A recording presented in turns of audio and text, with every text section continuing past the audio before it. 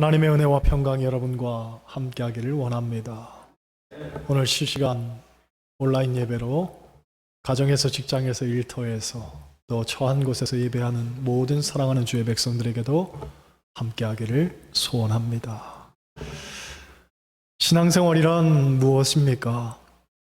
한마디로 말해서 나 중심에서 하나님 중심으로 바뀌는 겁니다.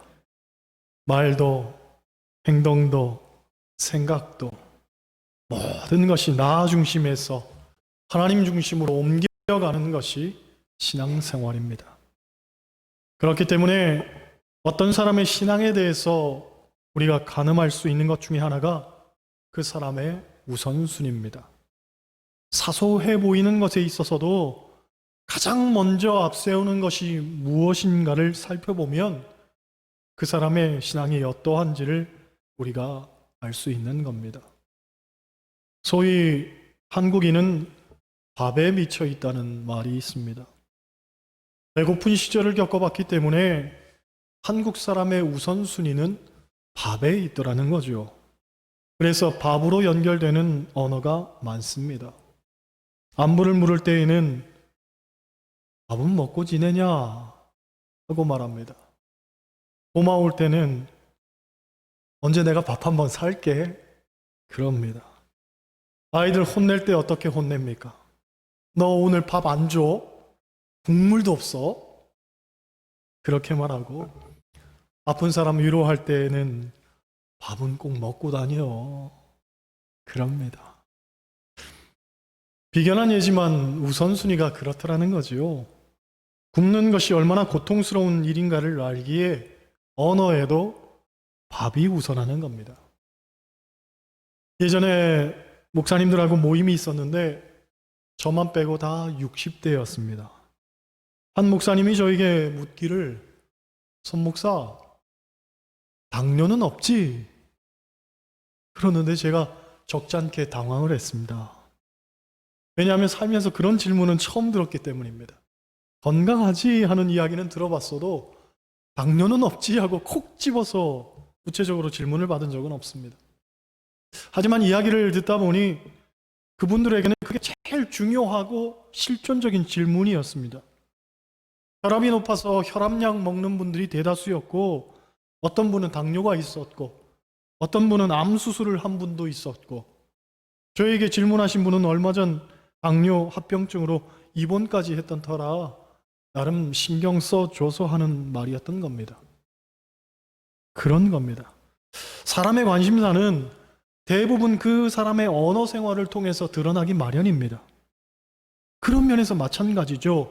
신앙이 깊어지면 깊어질수록 사람의 말 속에는 내가 라는 말은 점점 사라지고 하나님, 주님이란 말이 많아지게 되는 겁니다. 여러분의 언어 생활은 어떻습니까? 어떤 책을 보니 성숙한 그리스도인들은 4가지 말을 잘해야 한다고 말합니다. 먼저는 하나님이 나를 택하셨다 하는 말입니다. 따라 하시겠어요? 하나님이 나를 택하셨다. 네, 여러분은 하나님이 여러분을 택하셨습니다. 그래서 오늘 본문도 이렇게 말하죠. 너희가 나를 택한 것이 아니요 내가 너희를 택하여 세웠나니. 여러분이 하나님을 믿기로 작정한 것 아닙니다. 많은 종교 가운데 기독교가 제일 좋은 것 같아서 내가 택한 것 아닙니다. 내가 하나님을 택했다는 신앙은 언제든 또 다른 대상으로 옮겨갈 수 있다는 말과 같습니다. 내가 택했으니 내가 버릴 수도 있고 내가 또 다른 선택을 할 여지가 얼마든지 있다는 겁니다. 그러나 아니죠. 내가 택한 것이 아니라 여러분이 하나님을 알기 전, 창세 전 하나님이 먼저 나를 아셨고 오직 은혜로 우리를 지명하여 택하사 이곳에 불러주신 겁니다. 그러므로 우리는 절대로 다른 곳으로 떠날 수도 없고 다른 선택이 있을 수도 없습니다. 우리의 삶은 오직 하나님의 손 안에 있습니다. 그런데 이것이 더욱 중요한 이유는 하나님이 우리를 택하셨기 때문에 우리의 삶은 하나님이 책임지신다는 거죠.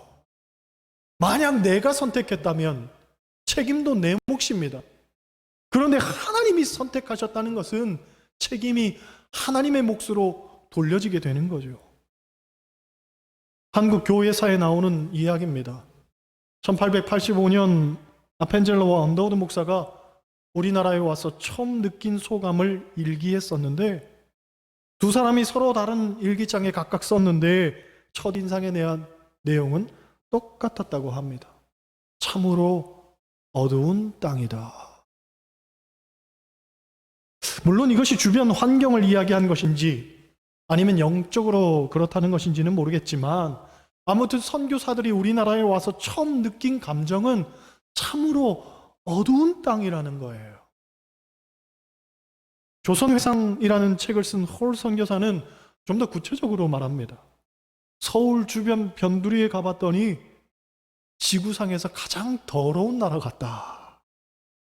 그렇게 썼다고 합니다. 여러분, 선교사들이 들어오기 전만 해도 우리나라는 복음에 있어서 외인 중에 외인이었습니다. 하나님과는 너무나 동떨어진 민족이었죠. 그리고 가장 더러운 나라였습니다.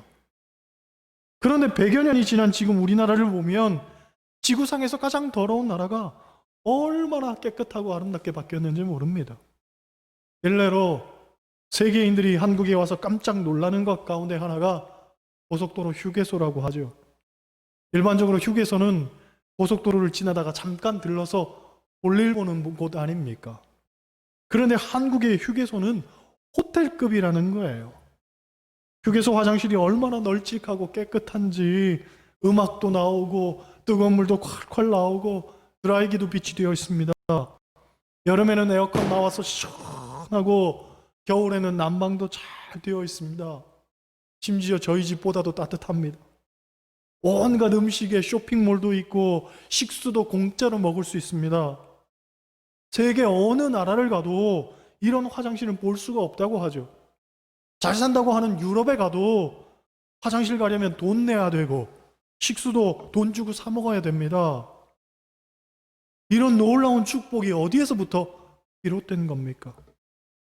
많은 종교학자들은 한국의 발달 역사는 복음이 들어오기 전과 복음이 들어온 후로 나눌 수 있다고 말합니다.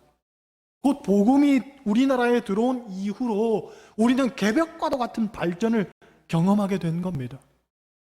여러분, 지금 우리나라에는 교회가 약 6만여 개가 있습니다. 세계에 파송한 선교사가 2만여 명입니다.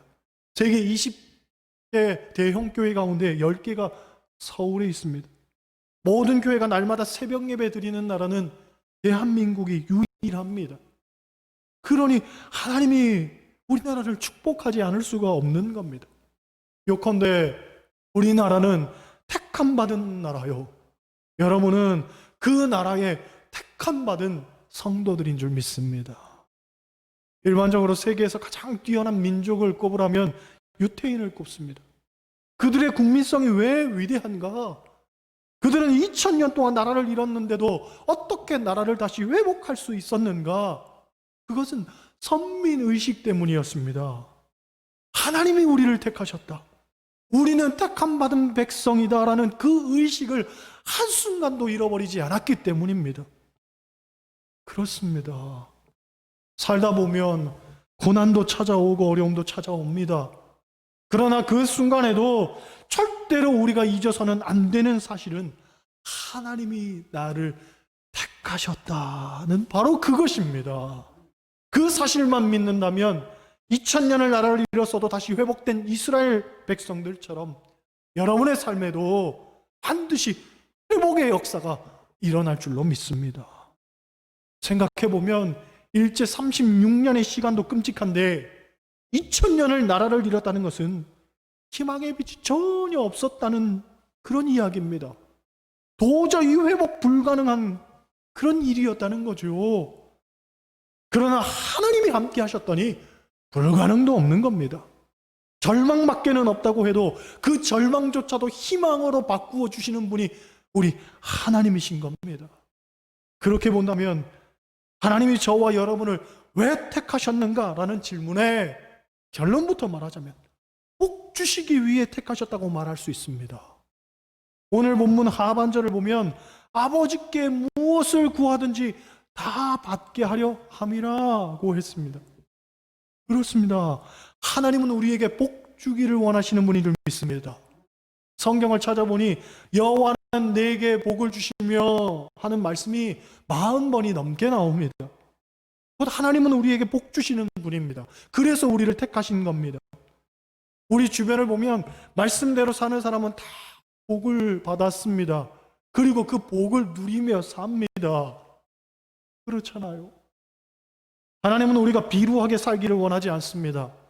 하나님은 택하신 족속이 왕같은 제사장, 거룩한 나라, 그의 소유된 백성처럼 살기를 원하십니다.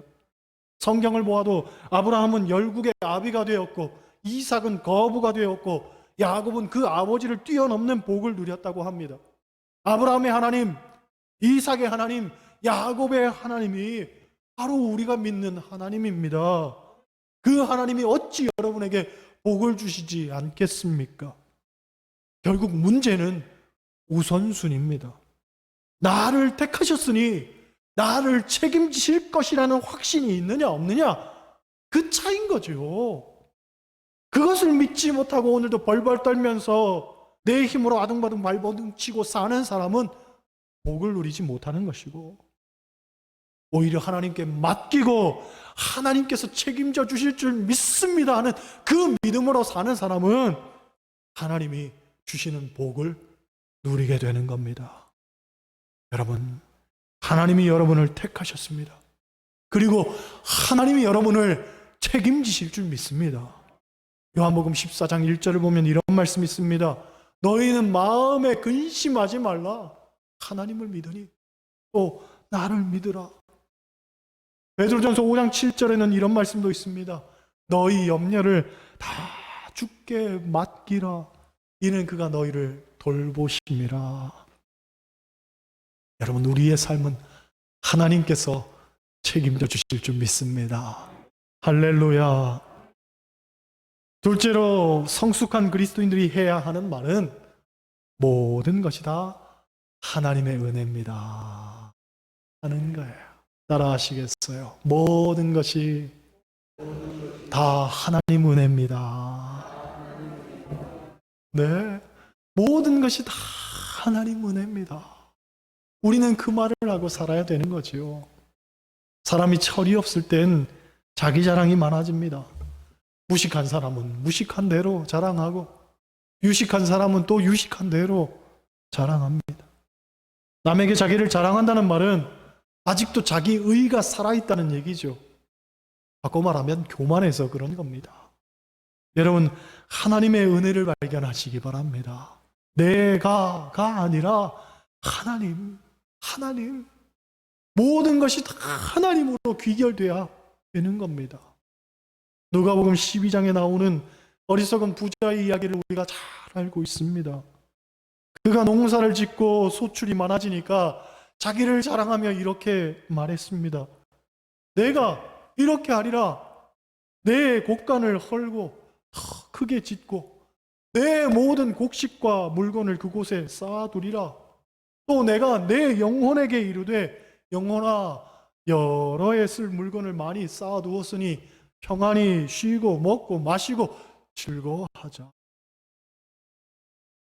그런데 그 순간 하나님께서 그에게 말씀하시기를, 어리석은 자여, 오늘 밤에 내 영혼을 도로 찾으리니 그러면 내 준비한 것이 누구의 것이 되겠느냐 하고 묻죠. 그러면서 그 다음 말씀이 자기를 위하여 재물을 쌓아두고 하나님께 대하여 부요하지 못한 자가 이와 같으니라 고 했습니다. 자기를 위해 쌓으면서도 하나님에 대해서 부요하지 못한 자는 결국 하나님께 책망받는다는 거죠. 신명기 8장을 보면 가나안을 차지한 모세와 이스라엘 백성들에게 하나님께서 말씀하시기를, 그러나 너희가 마음에 이르기를 내 능력과 내 손의 힘으로 내가 이 재물을 얻었다 말할 것이라 고 했습니다. 그러면서 뒤이어 이런 말씀이 나오죠. 내 하나님 여호와를 기억하라. 그가 네게 재물 얻을 능력을 주셨습니다. 여러분, 재물을 얻는 것도 하나님이 그런 능력을 주셨기 때문에 얻게 된 거라는 얘기입니다. 어떤 분은 내가 열심히 살았으니까 하고 말하겠지만 천만의 말씀입니다. 오늘을 사는 사람들 중에 열심히 살지 않은 사람들 있는 줄 아십니까? 그렇지 않습니다. 다들 열심히 삽니다. 다들 치열하게 죽도록 일합니다. 하지만 버는 건 못지않게 나가는 것도 많고 들어오는 것도 있지만 새어 나가는 게 그보다 더 많기 때문에 재물을 얻지 못하는 겁니다. 결국 재물을 얻는 분은 보이지 않는 하나님의 손길이 늘 그들과 함께하면서 막아주시고 채워주시고 새어 나가지 않도록 도와주셨기 때문에 그렇게 얻을 수 있는 겁니다. 여러분, 미숙한 사람은 항상 내 것을 자랑하죠. 그러나 성숙한 그리스도인은 하나님을 자랑합니다. 사도 바울은 언제나 나의 나 된 것은 다 하나님 은혜라고 했습니다. 여러분도 하나님의 은혜만 자랑하시기를 소원합니다. 셋째로 성숙한 그리스도인은 이렇게 말하죠. 하나님 뜻이 있을 겁니다. 따라 하시겠어요? 하나님 뜻이 있을 겁니다. 네. 사람이 좋을 때는 모두가 참 신앙인인 것처럼 보입니다. 그러나 어려움이 오고 시련이 찾아오면 그때 비로소 알곡과 가라지가 나뉘어지게 되죠. 어떤 교회 장로님 한 분이 중병에 걸려 시한부 판정을 받고 입원하게 되었습니다. 그런데 목사님이 신방을 갔더니 장로님이 반대편으로 돌아눕더라는 거죠. 당신 생각에는 내가 교회에 할 만큼 했고 하나님에 대해서도 나름 충실했는데 왜 나에게 이런 질병이, 이런 고통이 찾아왔냐는 겁니다. 여러분, 우리가 신앙생활에 대해서 보상의 개념으로 접근할 때가 있습니다. 즉 내가 이만큼 했으니 하나님도 나에 대해서 이렇게 해주실 거라는 어떤 보상 차원의 기대 심리 말입니다. 물론 사람이 그런 마음도 어쩔 수는 없습니다. 히스기야도 그랬습니다.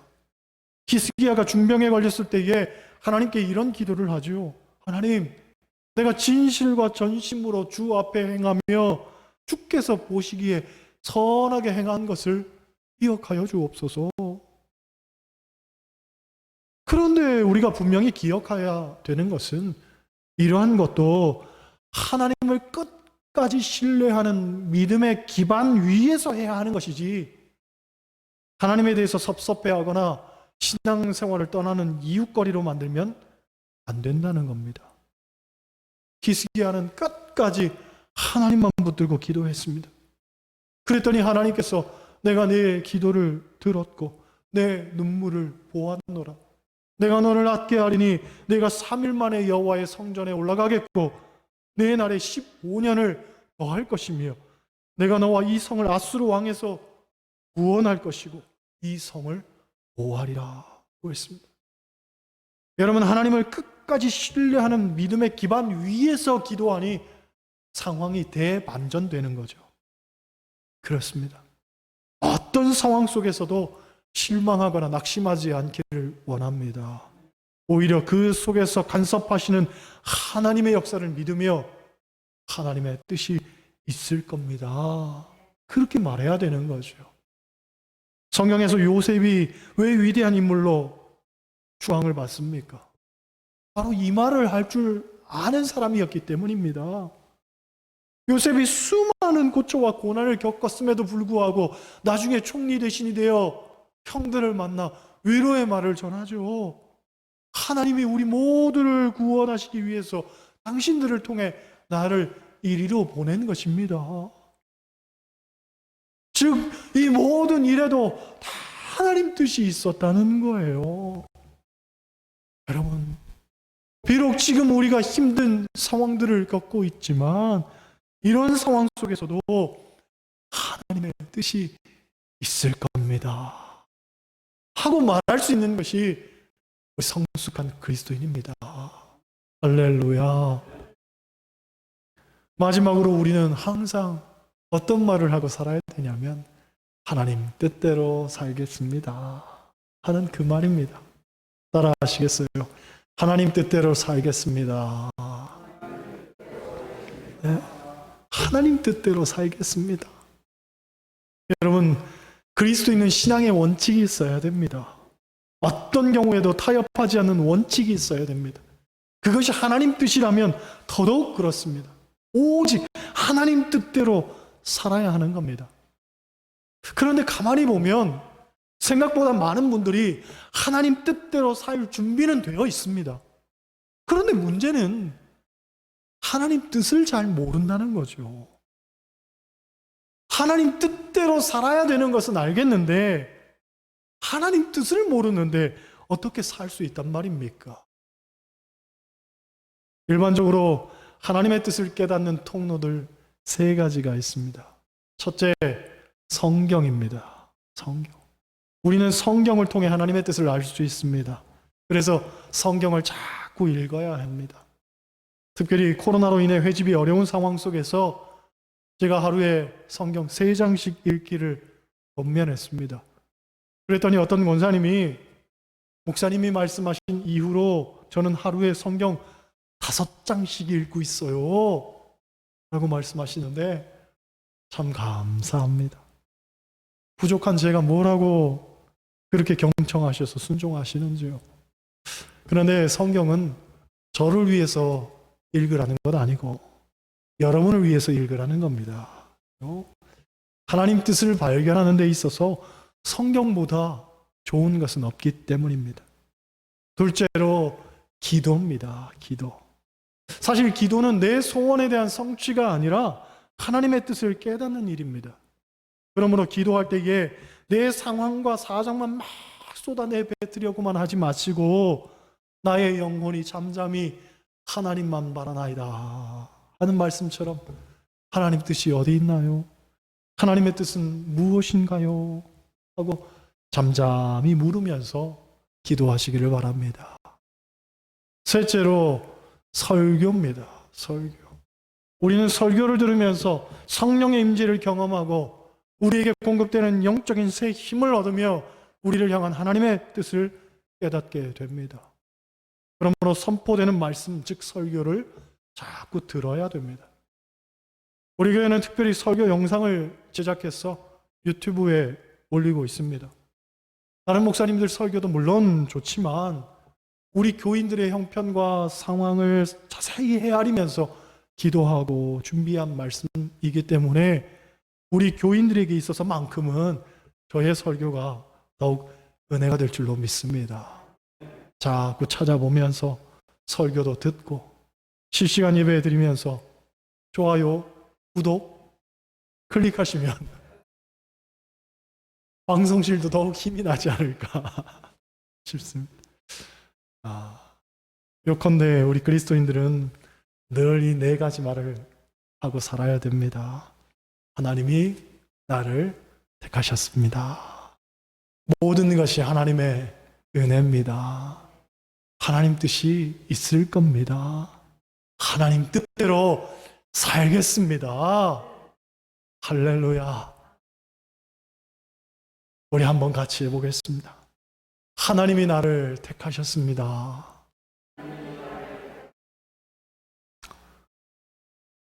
겨울이라 너무 무무히 건조하게 그렇게 말씀하지 마시고 감정을 좀 담아서 하나님이 나를 택하셨습니다.